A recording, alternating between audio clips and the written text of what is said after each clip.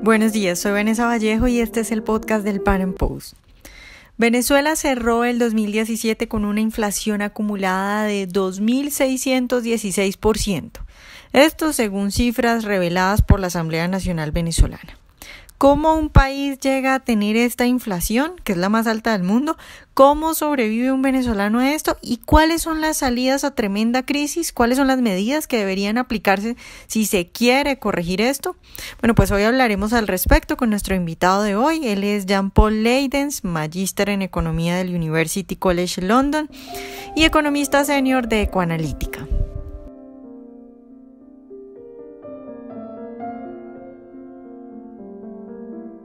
Jean-Paul, buenos días y muchas gracias por estar hoy con nosotros. Buenos días, Vanessa, un placer. Jean-Paul, pues nuestra idea hoy es hablar un poco de la inflación y de cómo un venezolano afronta una inflación, la inflación más alta del mundo. Y quiero empezar preguntándote cómo un país llega a tener una inflación que llega casi al 3.000%. Sí, ha sido un camino bastante largo. Venezuela tiene tasas de inflación de más de 2 dígitos desde hace más de 20 años. Y particularmente después de que murió Chávez y Maduro tomó el poder, la inflación mensual, si uno mide la inflación mensual en Venezuela, se había mantenido muy alta, pero relativamente estable durante los gobiernos de Chávez, por debajo del 5% mensual, más bien en torno al 2%, desde el año 2008 hasta el año 2012 al menos. Esa estabilidad alta, que era perjudicial de todos modos, pero al menos era una inflación alta pero estable, se rompe cuando Maduro llega al poder. Y la razón principal es que Chávez, con su proyecto político que fue un gran proceso de destrucción de riqueza, tenía capacidad de controlar a sus grupos de poder. Chávez era un coordinador de sus grupos políticos. Él tenía el poder para decidir cómo afectar los intereses de las diferentes facciones que hacen vida y siempre han hecho vida en el chavismo. En el caso de Maduro, él recibe el poder de parte de Chávez en una situación bastante precaria. Él gana las elecciones, si ese es el resultado, pues las ganó con menos de un 1% de diferencia, o cercano al 1% de diferencia. Esa situación lo pone en una posición de debilidad frente a otros grupos de poder del mismo chavismo, particularmente grupos que, recordemos, en Venezuela hay un control de cambio desde el año 2003. Ese control de cambio ha hecho que el tipo de cambio oficial del Estado esté muy por encima, mucho más apreciado que el tipo de cambio de mercado. Uh-huh. Y hay facciones del chavismo que reciben dólares a ese tipo de cambio preferencial y luego los revenden en el mercado negro con unas ganancias exorbitantes. Bueno, Maduro hereda el poder de Chávez, lo hereda en una posición de debilidad y debido a esa debilidad decide no tomar medidas de ajuste económico que pudiesen afectar los intereses de estos grupos de poder, porque temía que estos grupos de poder pusieran en riesgo su permanencia como presidente. Y Maduro además hereda el poder después de las elecciones de octubre de 2012, en las que Chávez elevó el gasto público a niveles cercanos al 50% del PIB, y generó básicamente insostenibilidad fiscal. Entonces Maduro hereda el poder en el año 2013 con esta situación de insostenibilidad fiscal y sin la capacidad y sin la voluntad de realizar reformas macroeconómicas. Y lo que hemos visto desde el año 2013 hasta ahora ha sido no tomar medidas que pudiesen hacer que el Estado fuese fiscalmente viable sin necesidad de emitir dinero para financiarse. Maduro cada vez más requiere la emisión de bolívares para poder cubrir gasto público y como no quiere resolver las distorsiones que están generando esa necesidad fiscal monetizada, como no quiere resolverlas porque resolverlas implicaría quitarles capacidad de generar riqueza a grupos del poder del chavismo, pues las perpetúa y la crisis va empeorando. Uh-huh. Actualmente estamos en niveles de inflación que comenzaron en 2017 en torno al 20% y terminaron con una inflación en diciembre de 86% según Ecoanalítica. Uh-huh. Entonces estamos viendo ya el punto culmina de una hiperinflación. Nosotros aquí en Ecoanalítica estimamos que llegamos en el mes de noviembre, que superamos el 50% de inflación mensual. De acuerdo a nosotros, ese mes, en noviembre, llegamos al 58.7% en un solo mes, y después en diciembre llegamos a 86%. Entonces ya lo que estamos viendo es las consecuencias de no haber tomado medidas durante 4 largos años, de no haber querido corregir los desequilibrios que se originaron durante las elecciones de 2012 por el gasto público desenfrenado, de no querer no querer ajustar el tipo de cambio para permitir una tasa libre y flotante, de no querer reducir la presencia del Estado en ciertos sectores de la economía, en los que tienen empresas públicas sumamente ineficientes que terminan siendo financiadas con creación de dinero. Y bueno, eso es básicamente lo que estamos viendo. Así fue como llegamos. Claro, Jean Paul, la gente que no está muy familiarizada con el tema económico, que no sabe mucho de economía, cuando a Maduro se le ocurre cada tanto aumentar el salario mínimo, dicen, bueno, pero es que eso es necesario, es lo que se necesita y creen que está bien. ¿Cuál es el problema de aumentar el salario mínimo cada nada? Porque él aumenta el salario mínimo al año varias veces, ¿no? Claro, de hecho, sí, hay algo que hay que tener en cuenta.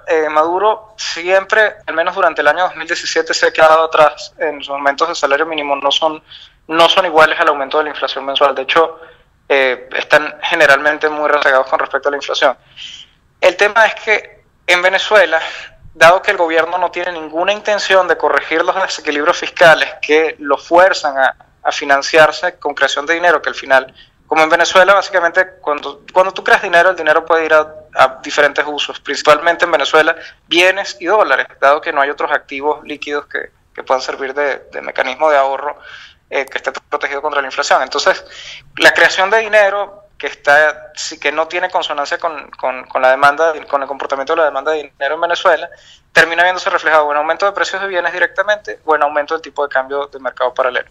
Entonces, Maduro ha aumentado el salario mínimo a un ritmo menor a la inflación porque, y esto es una hipótesis, creo que dado que el Estado es uno de los principales empleadores de la economía venezolana, tiene más de 2 millones de empleados, tienen hasta cierto punto el temor de que aumentar el salario mínimo al mismo ritmo de la inflación termine generando aún mayores necesidades fiscales, pero al mismo tiempo las presiones políticas no le permiten simplemente no hacer ajustes. Como no tiene tampoco perspectivas de hacer cambios estructurales en la economía, pues al final lo único que le queda es aumentar el salario mínimo para mediocremente intentar contrarrestar la inflación desatada. El problema en Venezuela es que no hay ninguna voluntad de cambio en la política económica, porque se piensa, o el gobierno piensa, Maduro, que hacer cambios en la política económica puede comprometer su situación dentro del chavismo. Claro. Jean Paul, la pregunta también para ti que vives en Venezuela es ¿cómo sobrevive un venezolano a este tipo de inflación? ¿Cómo hace la gente? Sí, bueno, en Venezuela ya nosotros tenemos cifras de hecho del primer semestre de 2017 de ventas en términos reales, ya tomando en cuenta la inflación, de la evolución del valor de ventas en términos reales, comparado con el primer semestre de 2016, lo que se ve es que los hogares han dejado de consumir bienes como, por ejemplo, carnes rojas, por el orden del 55% de caída en términos reales, las ventas de esos rubros. Hay caídas de más de 45% en las ventas reales de pollo. Entonces, realmente los hogares, cuando no tienen acceso a divisas, cuando no son personas que por suerte o por su tipo de capital humano pueden acceder a salarios remunerados en divisas, pues al final lo único que les queda es o bien tratar de buscar empleos informales en los que puedan indexarse en alguna medida la inflación, sencillamente reducir sus canastas de consumo a niveles que incluso comprometen su salud. Reducir la compra de alimentos, de proteínas en particular, tratar de sustituirlos por carbohidratos baratos, si los consiguen, porque además de inflación hay escasez. Entonces, incluso teniendo hipotéticamente los recursos para comprar un alimento subsidiado, es muy probable que no los consigas, o debas destinarle una gran parte de tu tiempo que no vas a poder trabajar, simplemente a ir a buscar el producto. Y bueno, los hogares realmente lo que está viéndose es una reducción en el consumo real, pues.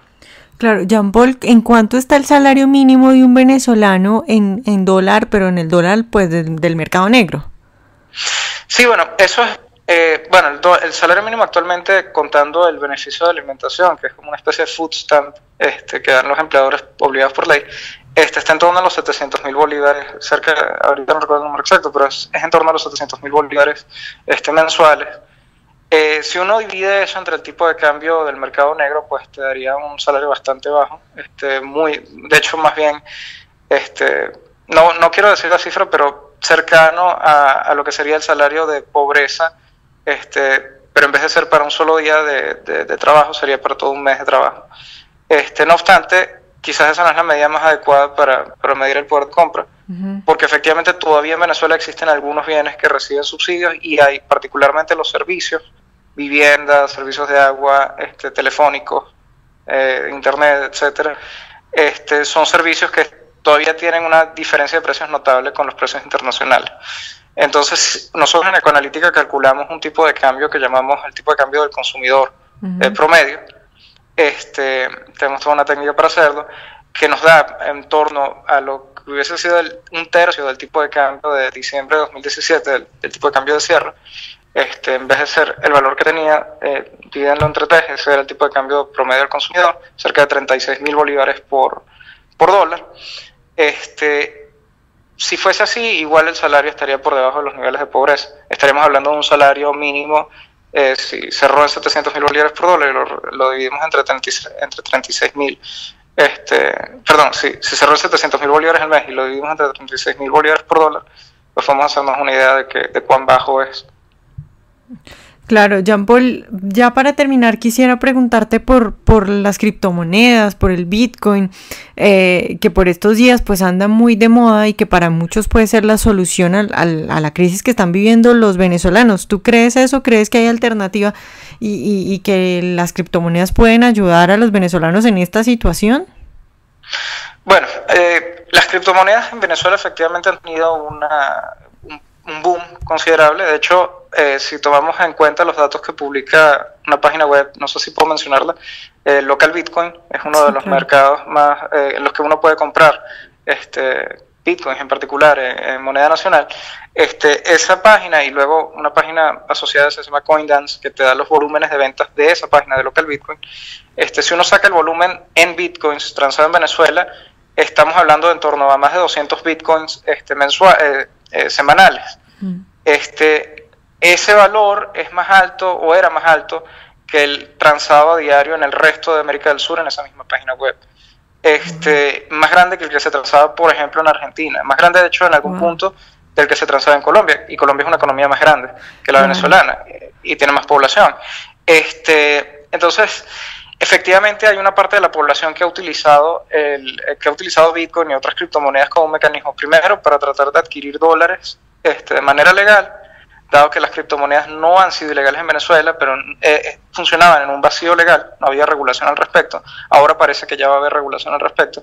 Entonces lo que hacían los hogares era algunos hogares era comprar Bitcoin y luego cambiarlo por dólares y quedarse con sus dólares, que han sido el mecanismo tradicional de ahorro en Venezuela para la clase media en los últimos 30 años.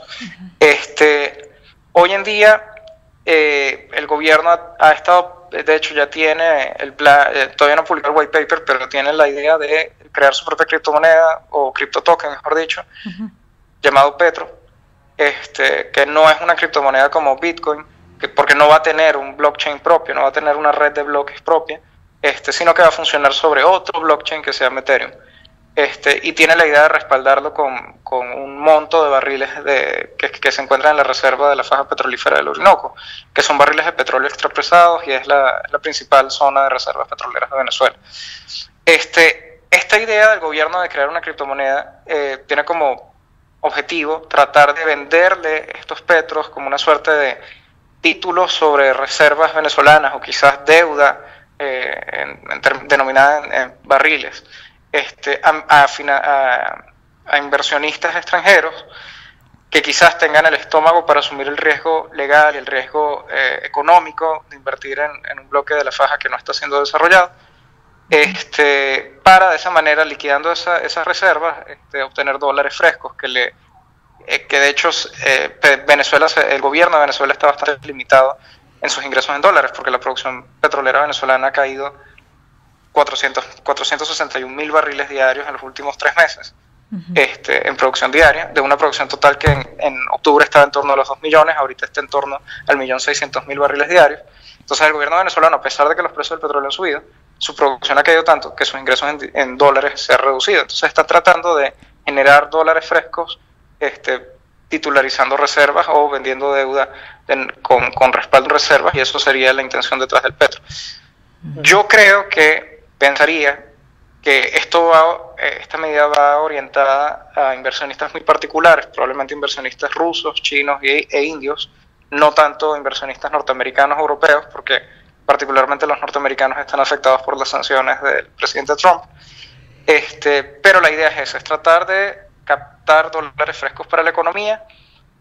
Y bueno, y tiene otra serie de motivaciones que es un poco más complicado de explicar, pero es que tiene otras aplicaciones para tratar de soltar los efectos de las sanciones que colocó el presidente Trump sobre el gobierno de Venezuela. Claro, pero la pregunta sería, ¿tú crees que van a lograr algo con eso? ¿Crees que haya inversionistas que tengan confianza y que se atrevan a invertir en ese tipo de moneda manejada por Maduro?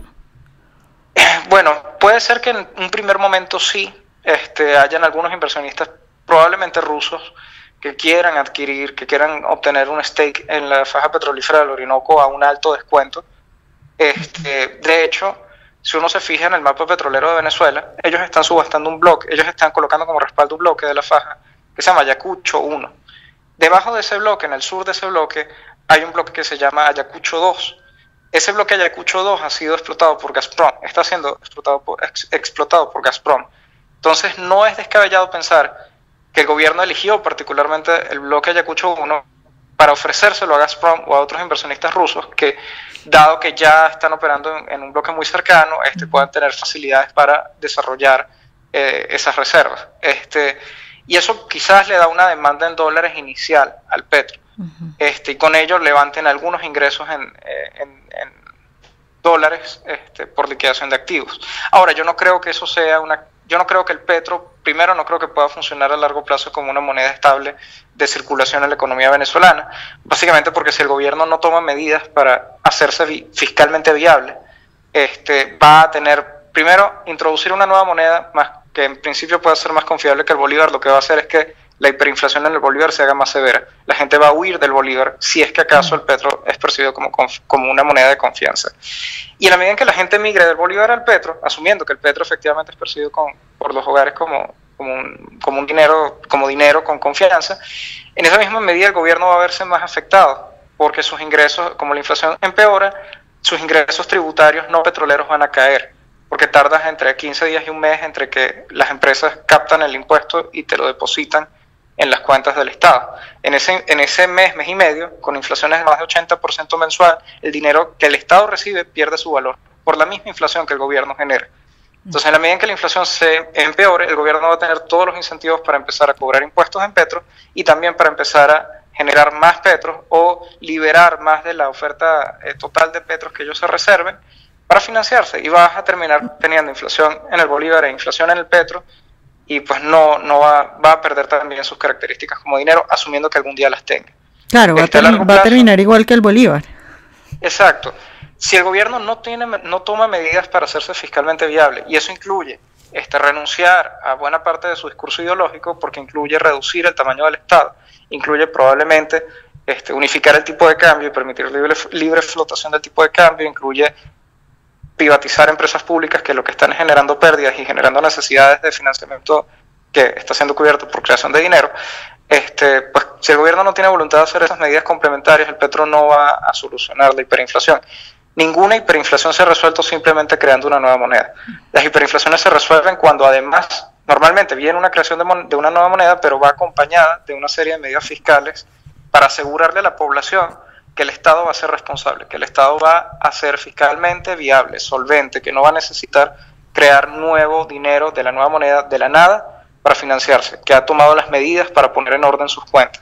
Ese paquete fiscal, el gobierno venezolano no tiene ninguna intención de hacerlo, al menos no ha manifestado ninguna voluntad de hacerlo. Entonces, si ellos no toman esas medidas complementarias, el petro, en el mejor de los casos, va a terminar también con inflación. Y no va a ser una solución para la hiperinflación venezolana. Claro. Bueno, Jean Paul, pues muchas gracias por estar hoy con nosotros. Muchas gracias, Vanessa. Ojalá hayan disfrutado nuestra entrevista de hoy. Recuerden seguirnos en nuestro canal de YouTube y en nuestras redes sociales, y nos vemos en un próximo Panam Podcast.